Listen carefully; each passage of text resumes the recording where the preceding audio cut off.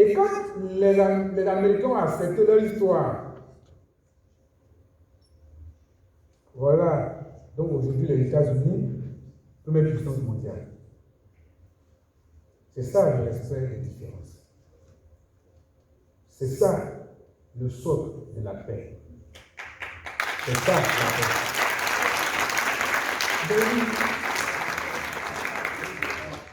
En même temps, vous voyez, ce qui se passe aujourd'hui là, c'est le mauvais traitement de la paix-guerre de 2012. C'est-à-dire comment, après cette guerre-là, on a géré la paix-guerre en 2011-2012. Ce qui se passe aujourd'hui. Vous savez, quand tu fais la guerre et que tu fais la guerre, pour ta situation toi-même, pour améliorer ta condition, c'est ta manière d'être.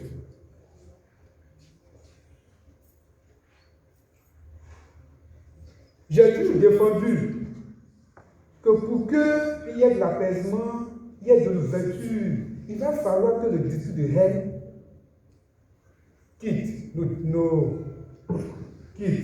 la politique. Le discours de haine quitte la politique.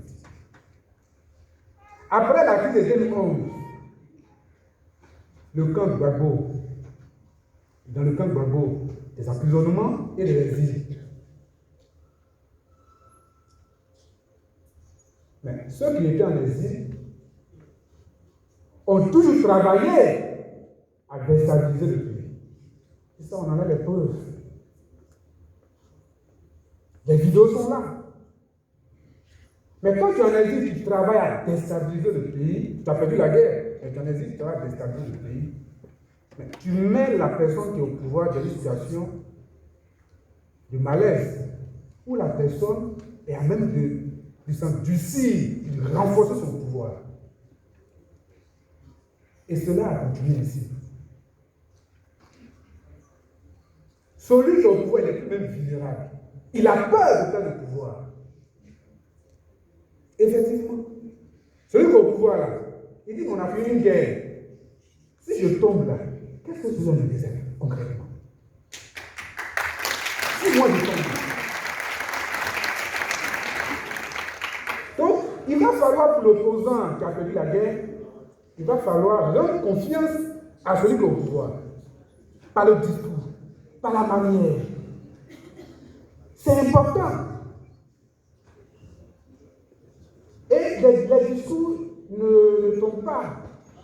La ministre Tanda Camara disait que si on perd le pouvoir, on va se retrouver en exil. Elle a dit ça, non?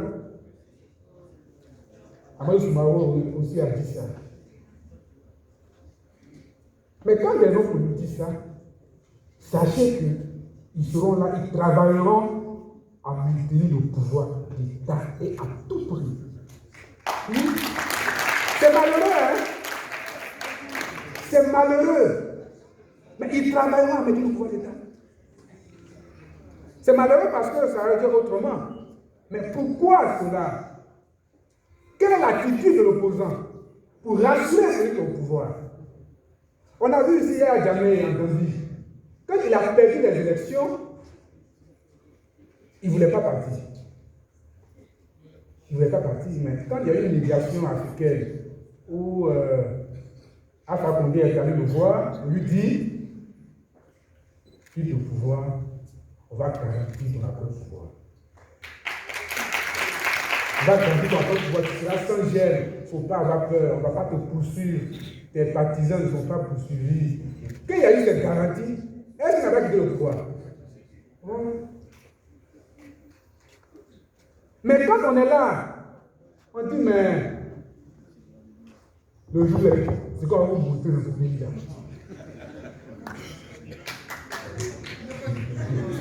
Mais oui.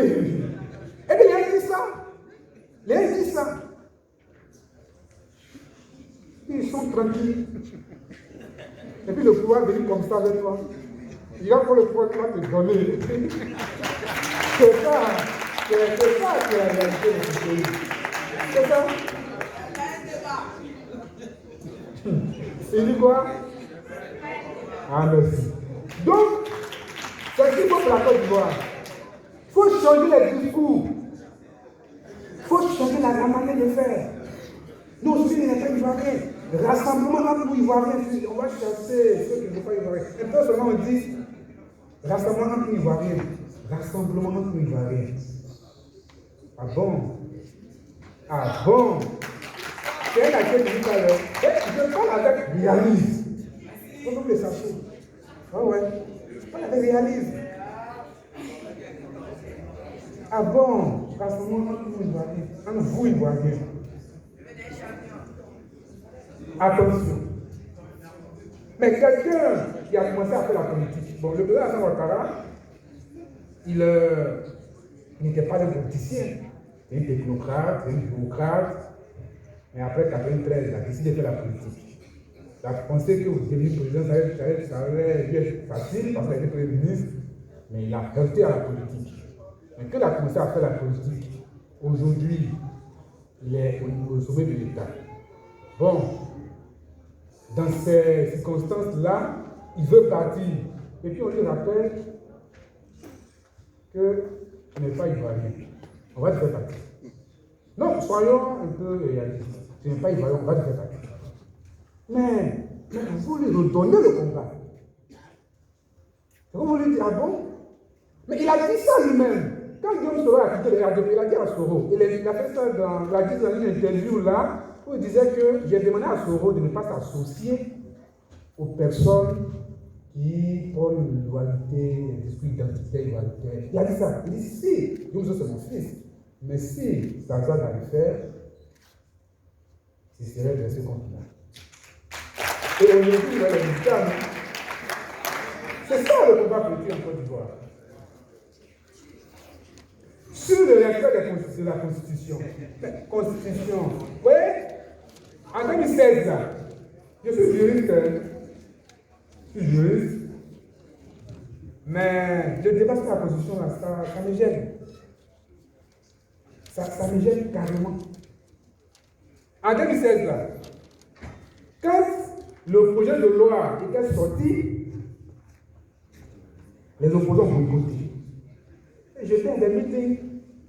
Au FPI, il y a deux camps, mais dans tous les deux camps, il y a des juristes, des professeurs de droit qui ont enseigné, qui ont dit que si vous partez voter pour ce référendum-là, Ouattara pourra être candidat en 2020. Ils ont dit ça. Ils ont dit ça. N'allez pas voter cette constitution.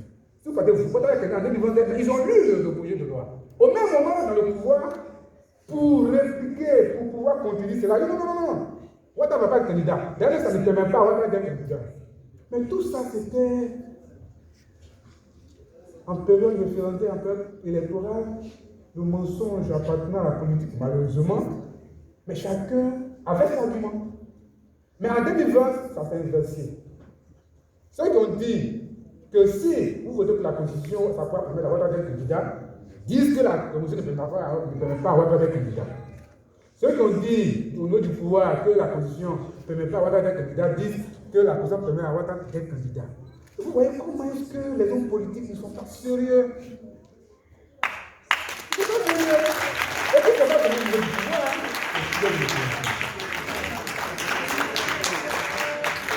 Mais bon, le débat était ouvert et le Conseil constitutionnel a bâti sa candidature. Pour moi, il fallait aussi être lucide et réaliste. Il fallait aller à cette élection. Il fallait que l'opposition allait à cette élection. Comme le cas de Abdoulaye Wade au Sénégal, face à Macky Sall, il fallait créer une ligue et aller à cette élection. C'est une opposition aussi divisée, fractionnée en interne, ça ne pourrait pas prospérer.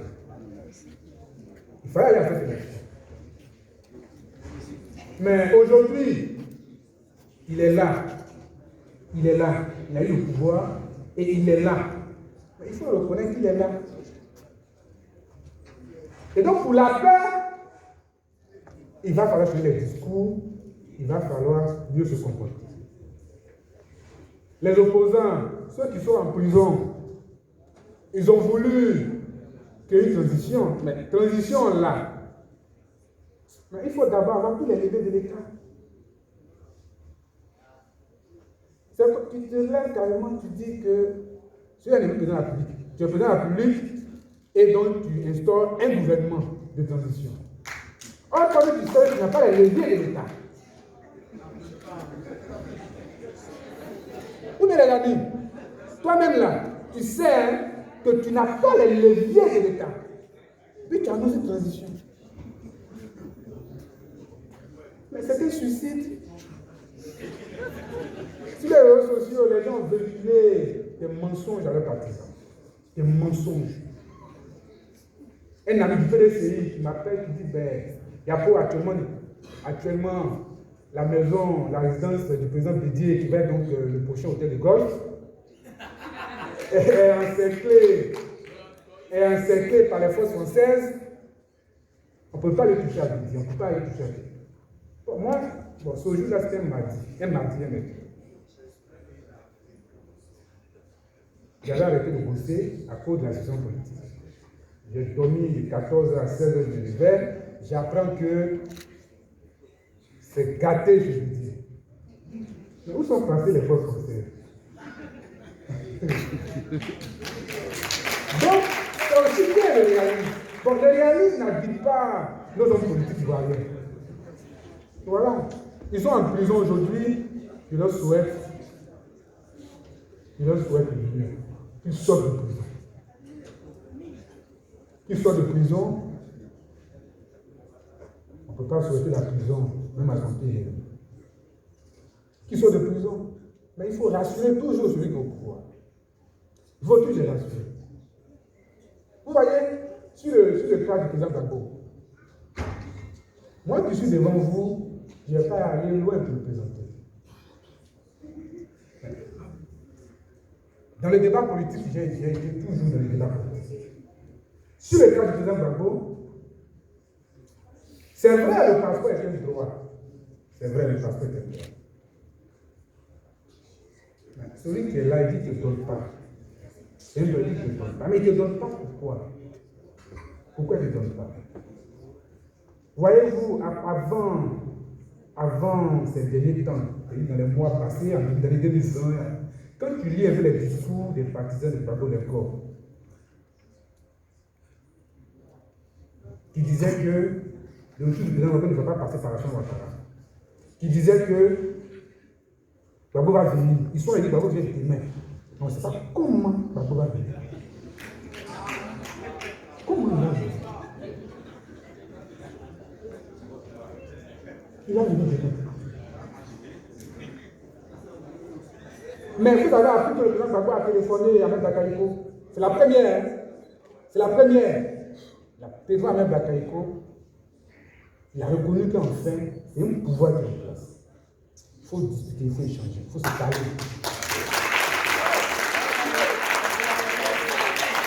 Il y a eu l'affaire de CNT. Il dit non, il n'est pas dans l'affaire de CNT. Il dit que bon, il est contre la candidature Ouattara, il est contre son troisième mandat, il est contre, voilà, il est dit, mais il dit CNT, la moi, je ne suis pas le président. Ça rassure, ça rassure. Vous voyez, non? Ça rassure celui qui est au pouvoir. Et aujourd'hui, il a fait deux passeports.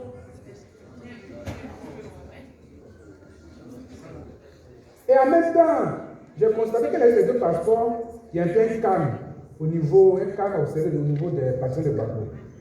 Gbagbo annonce son retour dans son mois. Ce calme-là, peut-être que ces partisans pensaient que Gbagbo allait venir de façon violente, comme un bon matin, Gbagbo est là, et tu vois quand il va partir en même temps. Donc quand on donne passeport à Gbagbo, il annonce son retour au pays, c'est comme s'il y a un pacte, un arrangement. Ça aussi, ça glace les partisans de Gbagbo. Ça, je sais ça. Je sais. C'est les glaces. Mais ça ne doit pas vous glacer. Le président Gbagbo, c'est un homme intelligent. C'est un homme politique. Et il doit être réaliste. Et je l'ai toujours dit. Il doit être réaliste.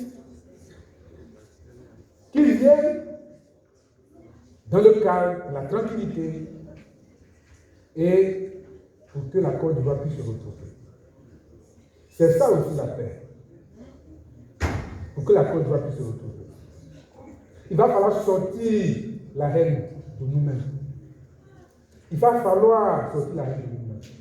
Moi, j'ai toujours dit que je ne serai pas la politique du passé, je serai la politique de mon temps. Je vais militer dans un parti politique, où on me dit que dans le temps passé, là, l'autre parti a fait ceci, cela, nous a combattu d'une manière ou d'une autre. Aujourd'hui, je vis dans ce parti, je porte cette haine-là pour continuer. Un militant du FI, par exemple, il pense que sous Gbagbo, le FDA a été un parti farouche, un parti dur. Donc un jeune qui a 20 ans, 25 ans, il commence à militer, lui aussi, il va vouloir être dur parce que le FDA a été dur sous Gbagbo. Mais non, il faut faire la politique de son temps. Il faut avancer. Si c'est l'esprit de vengeance qui nous anime, il va falloir penser que quand on se venge, après, il y a une autre vengeance qu'on appelle. La vengeance accouche la vengeance. À un moment donné, il faut arrêter cela dans ce pays. Donc voilà, chers amis, je suis tout heureux de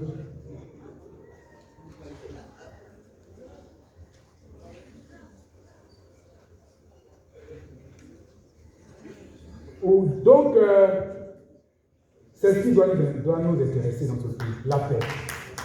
La paix, jeune que vous êtes, ne vous faites pas manipuler par la politique. Ne vous faites pas manipuler par la politique. Intéressez-vous à la paix. Et surtout, les stéréotypes, les mauvais comportements, les mauvais discours, il faut les mettre de mots. Il faut aller vers l'avenir. Le discours ivoiritaire, il faut le bannir. Le discours de la violence, il faut le bannir. Le discours de la vengeance, il faut le bannir. Il faut accepter notre histoire. Il faut accepter les différences. Vous verrez que la Côte d'Ivoire va se retrouver en paix. Et encore plus en paix. Je vous remercie. Que Dieu vous bénisse. Que Dieu bénisse la Côte d'Ivoire. Que Dieu vous bénisse. Brillante intervention de M. Baudouin Yapo, qui n'a autre que le conférencier de son pays. Encore une fois, coordinateur général de la Semaratone de ce Patem Kwasi. Merci également à M. Haïdé Arnaud. Merci aussi au chef Akan, au chef de terre, pour leur brillante intervention. Merci à chacun de vous, à tous ces invités qui ont décidé d'être là, n'est-ce pas, et qui décident d'intégrer la CEMAP désormais. Merci à l'artiste Claude Salé, à notre petite Mélia. On vous aime. D'ici là, portez-vous très bien. On se retrouve très prochainement, n'est-ce pas, pourquoi pas, pour fêter en l'honneur de la paix. Allez, je vous aime. Bye bye. J'oubliais, merci surtout à notre conférencier, M. Yapo. Merci beaucoup pour votre brillante intervention. À tous les organisateurs, merci aux hôtesses également. Vous êtes venus spontanément. Merci encore une fois, grand merci. Que Dieu bénisse la Côte d'Ivoire. Je vous remercie. À très bientôt.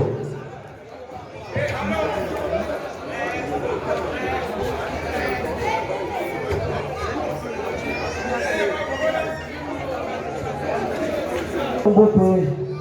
Photo de famille, merci de rejoindre, n'est-ce pas, cette association. Voilà tout le monde, voilà tous les responsables des mouvements sont invités pour la photo de famille. Voilà, rapidement. C'est très important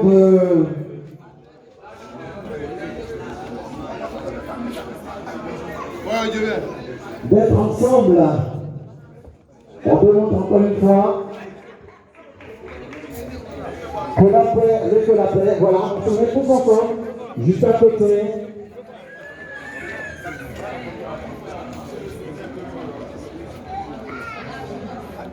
Attendez, la signature.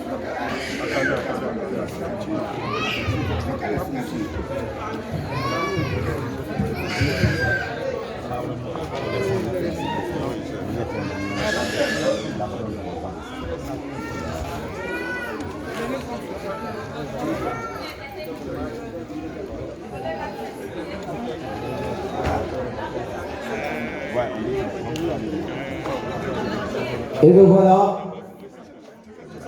Quelle belle famille. On essaie d'immortaliser ces instants de bonheur pour dire que la Côte d'Ivoire est une et indivisible. Et bien c'est ça, la fraternité.